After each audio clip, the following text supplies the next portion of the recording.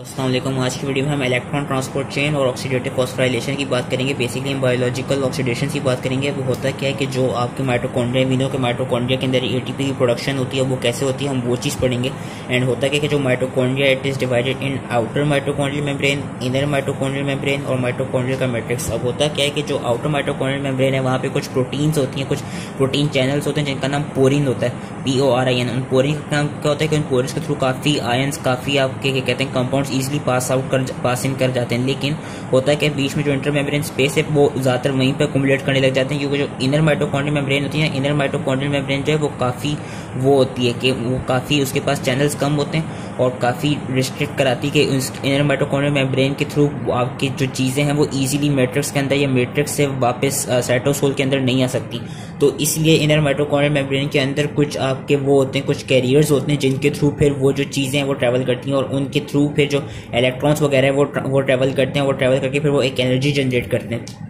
तो ये inner mitochondrial membrane की बात बतानी थी कि बेसिकली जो इनर मेम्ब्रेन होती है it is impermeable to most small and small and large molecules, whereas जो आउटर होती है, आउटर ये कहते हैं ज़्यादा परमेबल होती है। और यहाँ पे हम देखेंगे कि इनर माइटोकॉन्ड्रियल मेम्ब्रेन के अंदर अभी हम पढ़ेंगे कुछ कॉम्प्लेक्सेस होते हैं, कुछ कैरियर्स होते हैं जिनके थ्रू आपके इलेक्ट्रॉन्स हैं वो ट्रांसपोर्ट होते हैं। और एक और आपका कॉम्प्लेक्स होता है which is known as complex 5, जहाँ पे हम देखेंगे कि इसके थ्रू जो ATP है उसकी फॉर्मेशन होती है। अब और इसको होता है कि जो इनर माइटोकॉन्ड्रियल मेम्ब्रेन है वो इस तरह फोल्ड्स के अंदर ये कहते हैं डिवाइडेड हुई हुई, इस तरह फोल्ड्स में क्रिस्टे जिन्हें कहा जाता है, क्रिस्टे उसमें बने हुए। उनका काम क्या होता है, बेसिकली सरफेस एरिया बढ़ा रहे होते हैं। एंड जो मैट्रिक्स होता है, मैट्रिक्स के अंदर आपके जो पायरुवेट है ऑक्सीडेशन हो रही होती है, आपके मैट्रिक्स के अंदर कुछ जो अमाइनो एसिड्स हैं उनकी ऑक्सीडेशन हो रही होती है। एंड जो फैट्स हैं उनकी भी बीटा ऑक्सीडेशन माइटोकॉन्ड्रियल मैट्रिक्स के अंदर ही हो रही होती है। बेसिकली जो मैट्रिक्स है उसके अंदर काफ़ी सारे मेटाबॉलिक पाथवेज हैं वो ज़्यादातर माइटोकॉन्ड्रियल मैट्रिक्स के अंदर हो रहे होते हैं।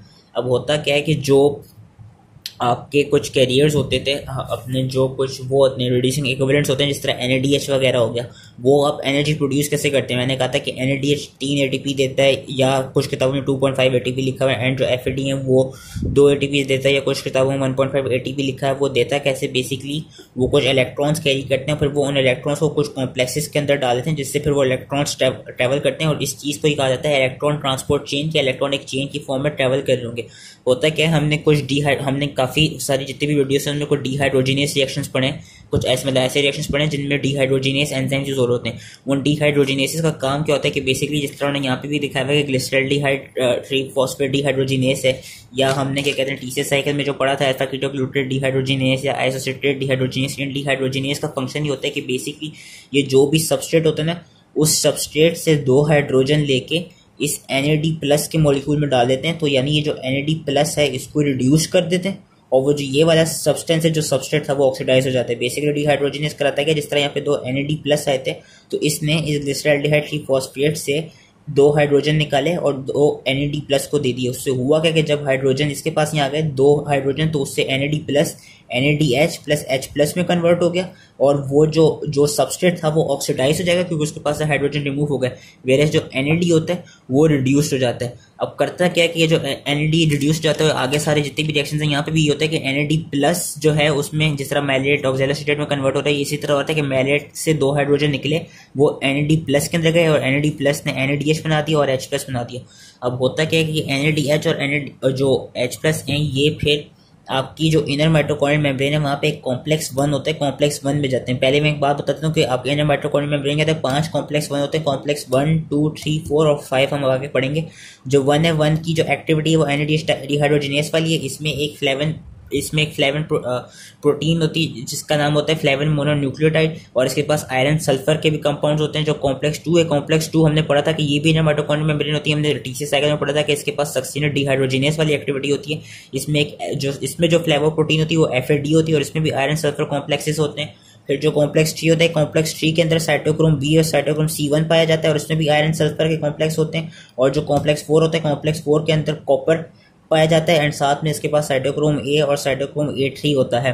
अब होता है कि जो इलेक्ट्रॉन्स आ रहे हैं बेसिकली इनने NADH ने और FAD हैं, इनने करना क्या है कि ये अपने इलेक्ट्रॉन्स को ट्रांसपोर्ट कराते हैं। और इलेक्ट्रॉन्स को क्या कहते हैं, ट्रांसपोर्ट कैसे कराते हैं कि NADH जैसे ही आएगा उसने किया क्या कि जो उसके पास इलेक्ट्रॉन्स थे, जो उसने वहां से जिस डिहाइड्रोजनस सेक्शन से होकर आ रहा है, तो जहां से इसने 2 इलेक्ट्रॉन्स कैरी किए हैं, अब ये इनको इस कॉम्प्लेक्स के अंदर देगा। इस कॉम्प्लेक्स के पास NADH डिहाइड्रोजिनेस वाली एक्टिविटी, तो NADH डिहाइड्रोजिनेस क्या करेगा कि वो 2 इलेक्ट्रॉन्स यहाँ से लेके FMN को दे देगा। तो बेसिकली कि वो 2 हाइड्रोजन एटम से हम देख सकते हैं कि इसको यहाँ से उसने लिए एक H+ वाला और एक जो NADH के साथ बाइंड था, इसने 2 H लिए और FMN को दे दी, फ्लेवर मोनोन्यूक्लियोटाइड को दे दी, जिससे हुआ क्या, FMN जो रिड्यूस हो जाएगी और जो NADH था वो ऑक्सीडाइज हो गया क्योंकि इसमें से हाइड्रोजन रिमूव हो गए। अब तो NADH ऑक्सीडाइज हो गया, NAD+ बन गया, वेरस FMN क्या करेगा, FMN रिड्यूस हो जाएगा, तो FMN बन जाएगा FMNH2 में फ्लेवर मोनोन्यूक्लियोटाइड H और H2 एज इन कि वो रिड्यूस फॉर्म हो जाएगा। और रिड्यूस फॉर्म में क्यों होगा, क्योंकि इसके पास इलेक्ट्रॉन्स प्रेजेंट है। अब FMNH2 क्या करेगा कि वो उन इलेक्ट्रॉन्स को एक आयरन सल्फर कॉम्प्लेक्स में ट्रांसपोर्ट करा देगा और फिर आयरन सल्फर का वो है आयरन सल्फर जो सेंटर है उसका काम क्या होगा कि ये जो उसने 2 इलेक्ट्रॉन्स है, जितने भी इलेक्ट्रॉन्स ने FMN से लिए, वो इसको फिर एक मोबाइल कैरियर में ट्रांसपोर्ट कर देगा। उस मोबाइल कैरियर का नाम है कोएंजाइम Q। बेसिकली आपने याद रखना है कि इलेक्ट्रॉन ट्रांसपोर्ट चेन में आपके 2 मोबाइल कैरियर्स यानी कि 2 फ्रीली मूवेबल कैरियर्स होते हैं। एक कोएंजाइम Q होता है, कोएंजाइम Q आपका लाइपोफिलिक होता है, इसलिए इनर माइटोकॉन्ड्रियल मेम्ब्रेन में होता है और ये कीनोन डेरिवेटिव होता है। और एक और होता है साइटोक्रोम C। साइटोक्रोम C आपका इंटर मेम्ब्रेन स्पेस के अंदर पाए जाते हैं। होता क्या है कि जो कोएंजाइम Q है उसने कॉम्प्लेक्स 1 और कॉम्प्लेक्स 2 से इलेक्ट्रॉन्स को लेने और इलेक्ट्रॉन्स को लेके वो जैसे इलेक्ट्रॉन्स लेके वो रिड्यूस फॉर्म में हो जाएगा, जो कि इन्होंने दिखाई हुई CoQH2 बन जाएगा, कोएंजाइम QH2, यानी इसके पास हाइड्रोजन प्रेजेंट है तो रिड्यूस फॉर्म में, और वो इनसे इलेक्ट्रॉन्स लेके फिर आगे जो कॉम्प्लेक्स T है उसको दे देगा और वापस ऑक्सीडाइज हो जाएगा, कॉम्प्लेक्स T को रिड्यूस कर देगा। तो करता क्या है कि कॉम्प्लेक्स 1 से इसने हाइड्रोजन अपना इलेक्ट्रॉन्स लेगा, और इलेक्ट्रॉन्स कैसे लेगा कि पहले वो जब NADH आया, NADH ने NADH डिहाइड्रोजनेस के थ्रू ऑक्सीडाइज हो गया, उसने फ्लेवर मोनोन्यूक्लियोटाइड को दे दी, फ्लेवर मोनोन्यूक्लियोटाइड अपनी रिड्यूस फॉर्म में कन्वर्ट हो जाएगा, वो इलेक्ट्रॉन्स देगा आयरन सल्फर को, फिर आयरन सल्फर से कोएंजाइम Q में चले जाएंगे। जो कॉम्प्लेक्स 2 होता है, कॉम्प्लेक्स 2 में क्या खास होती है कि हमने TCA साइकिल में पढ़ा था कि जैसी सक्सीनेट फ्यूमेरेट में कन्वर्ट हो रहा है वो FAD को प्रोड्यूस करता है, और FAD जो FAD है, आई बिलीव FAD ही था, ये सॉरी वो FADH2 को प्रोड्यूस करता है। FADH2 का क्या काम है कि FADH2 यहाँ पे जाएगा, यहाँ पे जाकर वो करेगा क्या कि जो 2 हाइड्रोजन उसके पास थे वो बेसिकली FAD को दे देगा, जिससे FAD फिर FADH2 में कन्वर्ट हो जाएगा, और FAD क्या करेगा, वो अपने 2 हाइड्रोजन ने जो इलेक्ट्रॉन्स है वो आयरन सल्फर कॉम्प्लेक्स को दे देगा, और फिर आयरन सल्फर कॉम्प्लेक्स के थ्रू वो अगेन कोएंजाइम Q में चले जाएंगे। अब होता क्या कि फिर कोएंजाइम Q दोनों कॉम्प्लेक्स 1 और कॉम्प्लेक्स 2 से इलेक्ट्रॉन्स लेके चला जाता है कॉम्प्लेक्स 3 में लेके।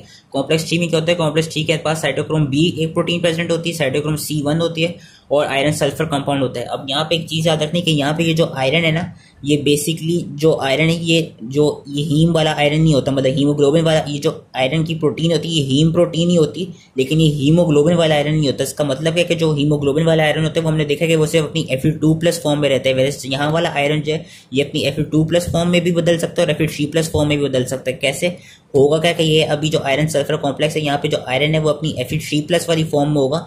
होता है जैसे ही कोएंजाइम Q इलेक्ट्रॉन्स को लेकर आता है वो सबसे पहले साइटोक्रोम B में ट्रांसपोर्ट करते हैं, साइटोक्रोम B से इलेक्ट्रॉन्स आपके ट्रांसपोर्ट हो जाते हैं आयरन सल्फर कॉम्प्लेक्स में। जैसे ही वो ट्रांसपोर्ट होते हैं जो ऑक्सीडाइज्ड आयरन था वो रिड्यूस फॉर्म में आ जाता है, यानी Fe3+ जैसे इलेक्ट्रॉन्स लेता है वो Fe2+ में आ जाता है, और फिर वो इन इलेक्ट्रॉन्स को ट्रांसपोर्ट कराते हैं साइटोक्रोम C1 में, और फिर साइटोक्रोम C1 क्या कराते हैं, साइटोक्रोम C को इलेक्ट्रॉन्स ट्रांसपोर्ट कर देते हैं, और फिर बाद में क्या होता है कि साइटोक्रोम C जो है साइटोक्रोम C इलेक्ट्रॉन्स को ट्रांसपोर्ट करता है कॉम्प्लेक्स 4 में। कॉम्प्लेक्स 4 के पास क्या है, कॉम्प्लेक्स 4 के पास कॉपर आयंस प्रेजेंट होते हैं।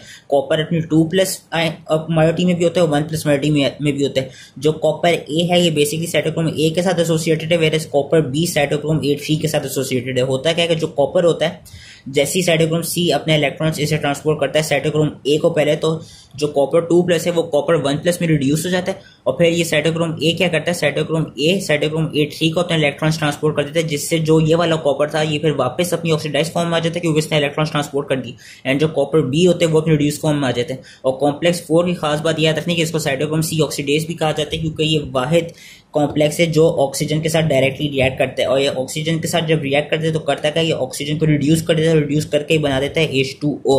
और यही पूरा क्या कहते हैं, यही एक बेसिकली इलेक्ट्रॉन ट्रांसपोर्ट चेन का होल पाथवे था कि इससे बेसिकली हो क्या रहा है कि इससे ऑक्सीजन जो है वो आपका रिड्यूस हो रहा है, और रिड्यूस किससे हो रहा है, H2O में रिड्यूस हो रहा है। और हम अभी आगे देखेंगे कि इससे एनर्जी भी जनरेट होती है। वो एनर्जी जनरेट कैसे होती है वो मैं बताता हूँ। ऐसे होती है कि जैसी जो हमें अभी मैंने जो स्टोरीज बताई सारी, इसमें बेसिकली इलेक्ट्रॉन्स आपके ट्रांसपोर्ट हो रहे हैं थ्रू डिफरेंट कॉम्प्लेक्सेस। होता क्या है जैसे इलेक्ट्रॉन्स ट्रांसपोर्ट हो रहे होते हैं ना, तो वो अपनी energy as a form of heat lose कर रहे होते हैं as a form of heat, या वैसी कुछ अपनी एनर्जी जैसी वो ट्रांसपोर्ट हो रहे हैं, तो कुछ एनर्जी वो अपनी लूज कर रहे होते हैं ट्रांसपोर्ट होने के प्रोसेस में। या जिस तरह होता है क्या है कि जिस तरह यहाँ पे जब इलेक्ट्रॉन्स पहले NADH डिहाइड्रोजन से FMN में आए तो उन्होंने कुछ एनर्जी अपनी लूज की, फिर FMN से जैसे वो कोएंजाइम Q में आगे को चले गए यहाँ आयरन सल्फर के थ्रू, तो उन्होंने कुछ अपनी एनर्जी लूज की। सेम यहाँ पे भी हो रहा होगा FAD से जब कुछ इलेक्ट्रॉन्स आयरन सल्फर कॉम्प्लेक्स के थ्रू कोएंजाइम Q में जाते हैं तो अपनी वो बेसिकली करते क्या, जो उनकी एनर्जी है वो लूज हो रही होती है। जब वो एनर्जी लूज होती है ना तो उससे होता क्या है कि मैंने कहा था कि इनर माइटोकॉन्ड्रियल मेम्ब्रेन है, जैसी वो एनर्जी लूज करते हैं उससे जो क्रिस्टल जो मैट्रिक्स है, मैट्रिक्स के अंदर जो H+ आयंस प्रेजेंट होंगे ना, होगा क्या कि वो जो एनर्जी लूज कर रहे होंगे उस एनर्जी के थ्रू जो आपके H+ आयंस होते हैं वो मैट्रिक्स से इनर माइटोकॉन्ड्रियल मेम्ब्रेन के अंदर, इंटर मेम्ब्रेन स्पेस के अंदर आ जाते हैं। ये चीज़ याद रखनी कि जो इलेक्ट्रॉन्स जैसी आपकी ट्रांसपोर्ट हो रहे हैं, ट्रांसपोर्टेशन के थ्रू जो वो एनर्जी अपनी रिलीज कर रहे होते हैं ना, लूज तो नहीं कहना चाहिए, अपनी एनर्जी रिलीज कर रहे होंगे, वो एनर्जी क्या होगी, वो एनर्जी बेसिकली मैट्रिक्स के अंदर जितने भी H+ आयंस प्रेजेंट हैं वो उस एनर्जी को यूटिलाइज करके उस एनर्जी के थ्रू वो आ जाएंगे मैट्रिक्स से इंटर मेम्ब्रेन स्पेस में और एक ग्रेडियंट वो बनाएंगे, एक इलेक्ट्रोकेमिकल ग्रेडियंट बनाएंगे। इलेक्ट्रिकल ग्रेडियंट ऐसे क्योंकि यहाँ पे ज्यादा प्लस आयंस आने लग जाएंगे इंटर मेम्ब्रेन स्पेस में, और केमिकल ग्रेडियंट इस तरह की यहाँ पे जो इंटर मेम्ब्रेन स्पेस है वहाँ का जो pH है वो लो होने लग जाएगा, क्योंकि जो H+ आयंस है एसिडिक तो वो ज्यादा आने लग जाएंगे। तो होता क्या है, अब ये चीज याद रखनी कि कॉम्प्लेक्स 1 में जब NADH आया किसी भी सोर्स से और वो जब वापस ऑक्सीडाइज हो गया, तो होता क्या कि जब FMN से कोएंजाइम Q में इलेक्ट्रॉन्स चले जाते हैं ना तो वो काफी एनर्जी रिलीज करते हैं, एनर्जी लूज करते हैं। वो जो एनर्जी लूज करते हैं उससे होता क्या है कि जो इंटर मेम्ब्रेन स्पेस है वहां पे कॉम्प्लेक्स 1 वाले इलेक्ट्रॉन्स की एनर्जी लूज करने के थ्रू होता क्या है कि 4 हाइड्रोजन आयंस, यह चीज याद रखनी है कि कॉम्प्लेक्स 1 में 4 हाइड्रोजन आयंस मैट्रिक्स से आ जाते हैं उसमें। ये बल्कि यहाँ के थ्रू ज्यादा इजी समझा देता हूँ कि जैसी NADH आया कॉम्प्लेक्स 1 से, जैसी ये इलेक्ट्रॉन फ्लो है तो हुआ क्या कि जो उन्होंने एनर्जी रिलीज की कॉम्प्लेक्स 1 में, होगा कि वहां पे जो 4 हाइड्रोजन आयंस मैट्रिक्स में प्रेजेंट थे वो 4 हाइड्रोजन आयंस फिर आपके ट्रांसपोर्ट हो जाएंगे इंटर मेम्ब्रेन स्पेस में। कॉम्प्लेक्स 1 के थ्रू इन्होंने दिखाया है कि 4 हाइड्रोजन आयंस हैं वो मैट्रिक्स से आ गए इंटर मेम्ब्रेन स्पेस में। कॉम्प्लेक्स 3 जो है, कॉम्प्लेक्स 3 की में भी यही चीज होती है कि जब साइटोक्रोम B से साइटोक्रोम C1 में इलेक्ट्रॉन ट्रांसपोर्ट होते हैं तो वो अपनी इतनी एनर्जी रिलीज करते हैं, एनर्जी लूज करते हैं कि वो बेसिकली वो जो एनर्जी है वो यूटिलाइज हो जाती है। और उस एनर्जी के यूटिलाइजेशन से होता क्या है कि आपका जो अगेन जो 4 हाइड्रोजन आयंस प्रेजेंट होते हैं मैट्रिक्स में वो आ जाते हैं इंटर मेम्ब्रेन स्पेस में। फिर हम आ जाते हैं कॉम्प्लेक्स 4। कॉम्प्लेक्स 4 में क्या खास बात होती है, कॉम्प्लेक्स 4 में जब साइटोक्रोम A से साइटोक्रोम A3 में आपके जब इलेक्ट्रॉन्स ट्रांसपोर्ट हो रहे होते हैं तो वो एनर्जी अपनी लूज करते हैं, एनर्जी रिलीज करते हैं, पर वो इतनी ज्यादा नहीं होती कंपेयर टू 1 और 3। तो उसकी वजह से होता क्या है कि इस यहाँ पे जब कॉम्प्लेक्स 4 के थ्रू जो हाइड्रोजन आयंस आ रहे होते हैं वो अराउंड 2 हाइड्रोजन आयंस होते हैं। कॉम्प्लेक्स 4 में 2 हाइड्रोजन आयंस आपकी स्पेस से आ जाते हैं, आपकी मैट्रिक्स से स्पेस में आ जाते हैं। तो ये कॉम्प्लेक्स 1, 3 एंड 4 की खास बात थी, इसमें याद रखनी थी कि इन तीनों से 4 और 2 हाइड्रोजन आयंस मैट्रिक्स से और स्पेस में आ जाएंगे रिस्पेक्टिवली। इसमें बस एक चीज जो याद रखनी थी वो ये याद रखनी थी कि जो कॉम्प्लेक्स 2 होता है, कॉम्प्लेक्स 2 इतनी एनर्जी रिलीज नहीं करवाता। जब कॉम्प्लेक्स 2 में सक्सीनेट से फ्यूमेट बना, जब FADH2 आया और FADH2 ने अपने हाइड्रोजन FAD को ही दे दिया, और FAD ने फिर वापस वही हाइड्रोजन जो थे, वो जो इलेक्ट्रॉन्स थे वापस कोएंजाइम Q को दे दिए। तो उस प्रोसेस में उस इलेक्ट्रॉन के ट्रांसपोर्ट में इतनी एनर्जी रिलीज नहीं होती, तो इसलिए कॉम्प्लेक्स 2 की वजह से कोई हाइड्रोजन आयंस आपके मैट्रिक्स से स्पेस में नहीं आते। ये चीज याद रखनी है कि at complex 2 electrons from succinate dehydrogenase catalyze oxidation of succinate to fumarate move from coenzyme FADH2 to an iron sulfur protein and then to CoQ because no energy is lost in this process, so no H+ ions are pumped at complex 2। जो H+ ions हैं वो सिर्फ complex 1, 3 और 4 में ही pump होंगे matrix से space में, लेकिन 2 में नहीं होंगे क्योंकि 2 में इतनी एनर्जी लॉस नहीं होती। तो ये पूरी थी एक इलेक्ट्रॉन ट्रांसपोर्ट चेन। अब हम कराते हैं ऑक्सीडेटिव फॉस्फोराइलेशन, और वो कपल्ड कैसे होती है इलेक्ट्रॉन ट्रांसपोर्ट चेन के साथ। बेसिकली हो क्या रहा है कि जैसी इलेक्ट्रॉन ट्रांसपोर्ट चेन हो रही है उससे भी 100 के जो आपके इलेक्ट्रॉन्स हैं वो जो हाइड्रोजन आयंस हैं वो जमा हो रहे हैं स्पेस में। अब हो गया है उससे एक इलेक्ट्रोकेमिकल ग्रेडियंट बन रहा है। मैंने कहा था एक कॉम्प्लेक्स 5 की चीज थी जो हम एंड में पढ़ेंगे। कॉम्प्लेक्स 5 बेसिकली ये चीज होती है, ये एक लॉलीपॉप लाइक स्ट्रक्चर होता है क्योंकि इसके पास 2 डोमेन्स होते हैं, एक FO डोमेन, एक F1 डोमेन। जो FO डोमेन है वो इंटरमेम्ब्रेन स्पेस में प्रेजेंट होता है और जो F1 डोमेन है वो मैट्रिक्स में प्रेजेंट होता है। और इस कॉम्प्लेक्स 5 की खास बात यह है, इसका एक और नाम होता है ATP सिंथेस। बेसिकली ये वाला जो प्रोसेस है ये जो एंजाइम है एटीपी सिंथेस एक एंजाइम, ये एटीपी की प्रोडक्शन कराता है। कैसे कराता है? ये जो मैट्रिक्स के अंदर एडीपी और इनऑर्गेनिक फॉस्फेट प्रेजेंट होते हैं उनके रिएक्शन कराते हैं, उनको आपस में बाइंड कराते हैं, जिससे एटीपी बन जाती है। होता क्या है कि जो एफओ डोमेन है वहां पे जैसी हाइड्रोजन आयन और इसके थ्रू भी आपके जो 10 हाइड्रोजन आयन यहाँ पे जमा है वो इसके थ्रू फिर वापस अंदर जाते हैं मैट्रिक्स में, और वो जैसे ही जाते हैं तो होता क्या है कि वो जो एफओ डोमेन है वहां पे कुछ सी रिंग्स प्रेजेंट होगी, उनकी वो रोटेशन कराएंगे। सी रिंग्स हम देख सकते हैं कि साथ में गैमा और एप्सिलॉन रेसिड्यूज से अटैच हुई होती हैं, और जो गैमा रेसिड्यूज है वो फिर अल्फा और बीटा रेसिड्यूज से अटैच हुआ होता है। जो अल्फा और बीटा रेसिड्यूज हैं ये बेसिकली F1 डोमेन के पार्ट्स होते हैं, और बीटा रेसिड्यूज ही वो जगह होती है जहाँ पे एटीपी सिंथेस वाली एक्टिविटी होती है। याद रखने कि बीटा का जो पार्ट है उसके पास एटीपी सिंथेस वाली एक्टिविटी होगी।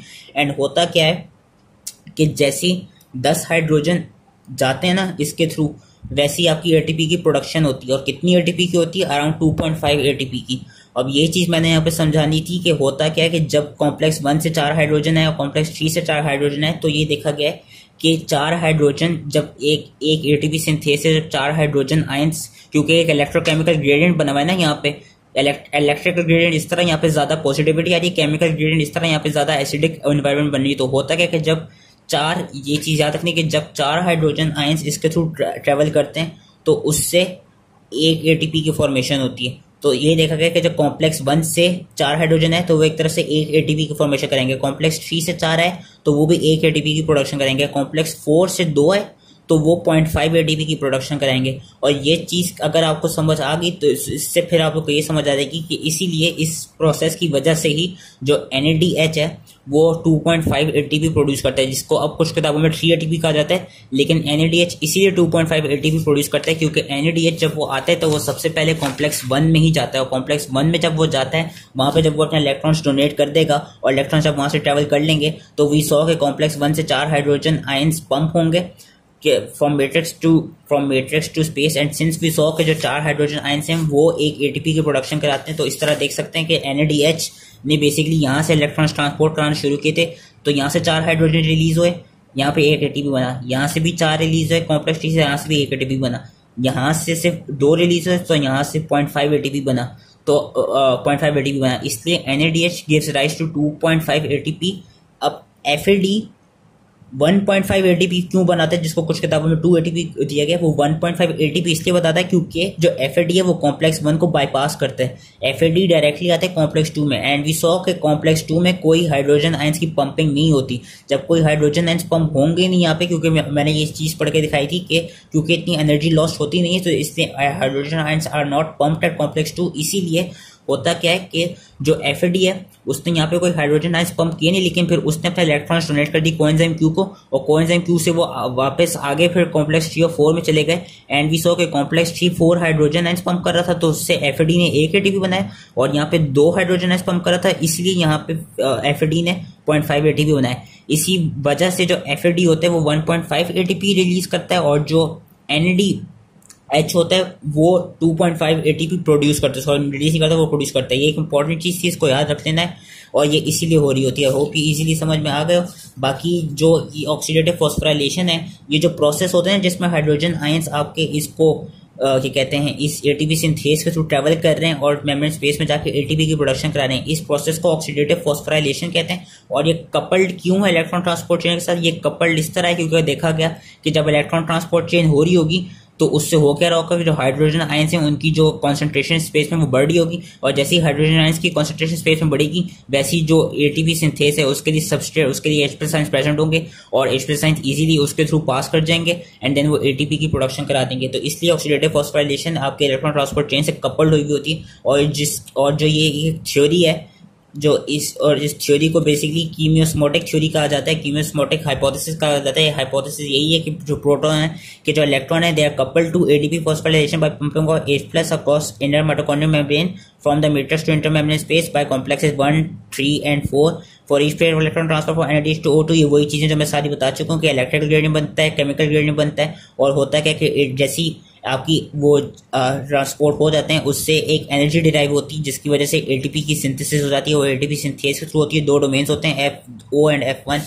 FO इनर माइटोकॉन्ड्रियल मेम्ब्रेन में होता है, F1 आपकी मैट्रिक्स में पाया जाता है। एंड उससे होता क्या है कि जैसी वो हाइड्रोजन आयंस आपके ये जो C रिंग है वहां पे लगते हैं FO डोमेन की, तो वो जैसी सी रिंग एक पूरा टर्न लेगी ना, उससे आपके 10 हाइड्रोजन आयंस रिलीज होंगे यहाँ से लेके यहाँ तक इसके एक टर्न से। एंड गैमा जो रेजिड्यू है, एप्सिलॉन रेजिड्यू और बीटा और अल्फा, ये टर्न नहीं होते, सिर्फ सी रिंग्स टर्न होती हैं, रोटेट होती हैं थ्रू इलेक्ट्रोमोटिव फोर्स। और इलेक्ट्रोमोटिव फोर्स जनरेट किस लिए हुई? वो बेसिकली इस इलेक्ट्रोकेमिकल ग्रेडियंट की वजह से जनरेट हुई, जो कि फिर इस जो सी रिंग्स हैं यहाँ पे जो प्रेजेंट है उनको इस तरह करके रोटेट करवाएगी, जिससे फिर एटीपी सिंथेस के थ्रू आपकी एटीपी की सिंथेसिस हो पाएगी।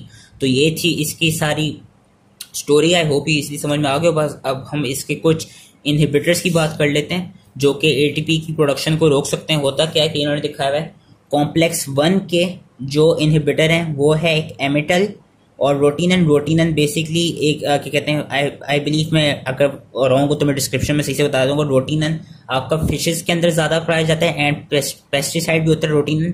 और इसका काम क्या होता है कि ये बेसिकली ऐसा इनहिबिटर के तौर पे ये जो कॉम्प्लेक्स 1 है यहाँ पे ये इलेक्ट्रॉन्स को इनहिबिट करा देता है कि वो बेसिकली इलेक्ट्रॉन्स को एफएमएन से कोएंजाइम क्यू तक आने नहीं देता। तो उसकी वजह से होगा कि ज़्यादा जो H+ आयंस हैं वो पंप नहीं हो रहे होंगे। जब वो पंप नहीं होंगे तो फिर V100 के कम एटीपी बनेगा and come electron transport chain होगी।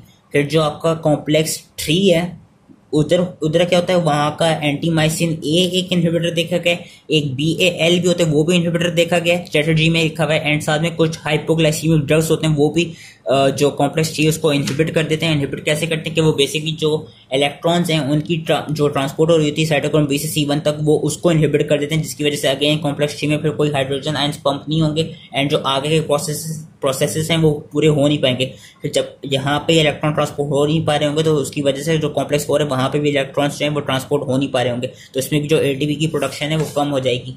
और साथ ही जो आपका लास्ट है कॉम्प्लेक्स 4 जिसके पास एक्टिविटी है कि वो ऑक्सीजन के साथ डायरेक्टली बाइंड कर सकता है, फिर ऑक्सीजन को रिड्यूस कर देता है H2O में।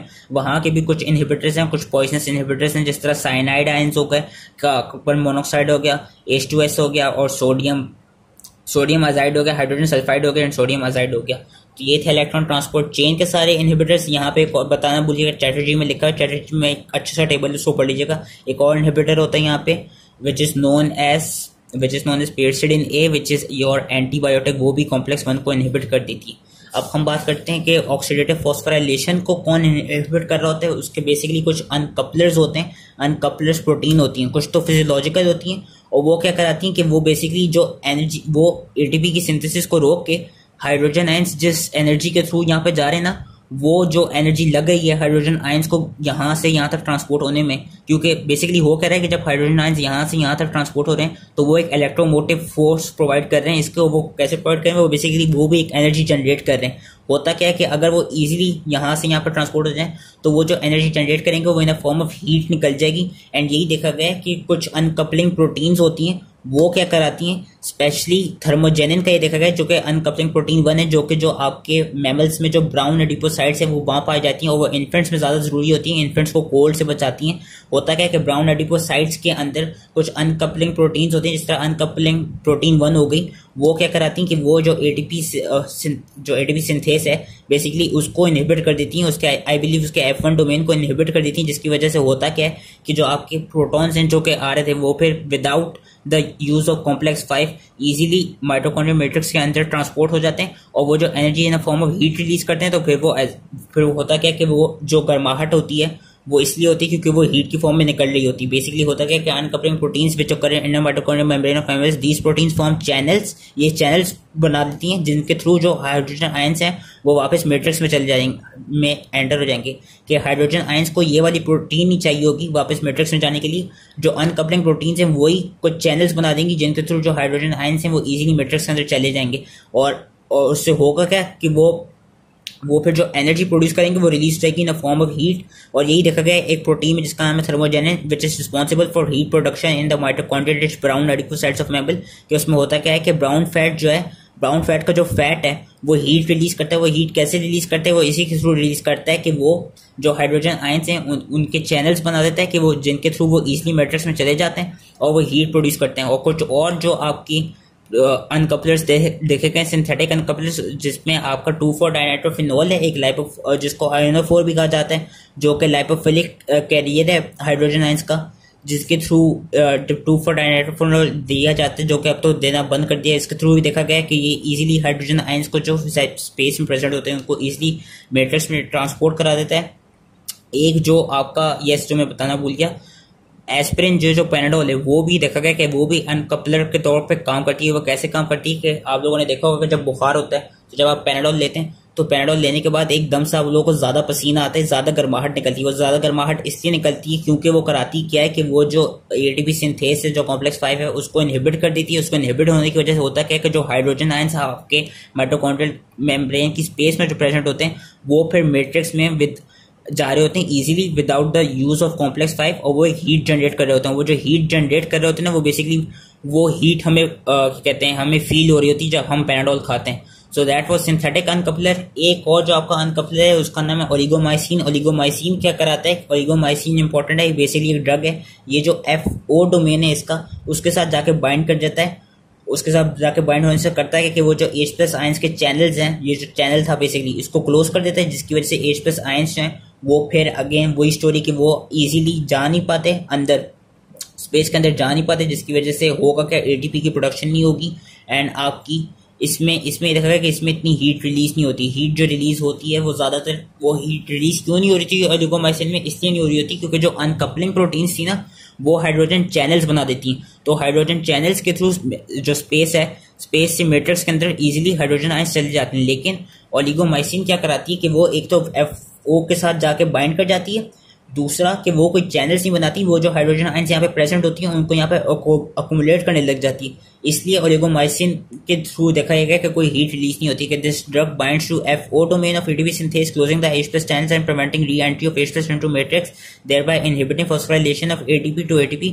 And because the pH and electrical gradients cannot be dissipated in the presence of phosphorylation inhibitor, electron, और उसकी वजह से ये भी देखा गया है कि जब ज्यादा अकोमुलेट होने लग जाएंगे हाइड्रोजन आयंस तो उससे होगा क्या कि जो आपके इलेक्ट्रॉन ट्रांसपोर्ट चेन है वो भी फिर स्टॉप हो जाएगी, क्योंकि यहाँ पे इतनी ज्यादा H+ आयंस प्रेजेंट होने लग जाएंगे कि फिर आपकी जो वो है वो जो ग्रेडियंट है वो इतना ज्यादा बन जाएगा कि फिर और ग्रेडियंट बनाने की जरूरत पड़ेगी नहीं। यही इस पैराग्राफ में समझाया है कि because the pH and electrical gradients can not be dissipated in the presence of this phosphorylation inhibitor, electron transport chain stops because of difficulty of pumping any more H+ against a steep gradient, and this dependency of cellular respiration on the ability of phosphorylated ATP to ATP is known as respiratory control, and it's a consequence of tight coupling of these processes। कि वही कि यहाँ पे ज्यादा उनकी जो accumulation है वो होने लग जाएगी। तो आई होप ये इजीली समझ में आ गया हो इलेक्ट्रॉन ट्रांसपोर्ट चेन एंड जो ऑक्सीडेटिव फॉस्फोराइलेशन है उसका पूरा प्रोसेस। एंड या आई होप ये समझ में आ गया हो, एंड थैंक यू।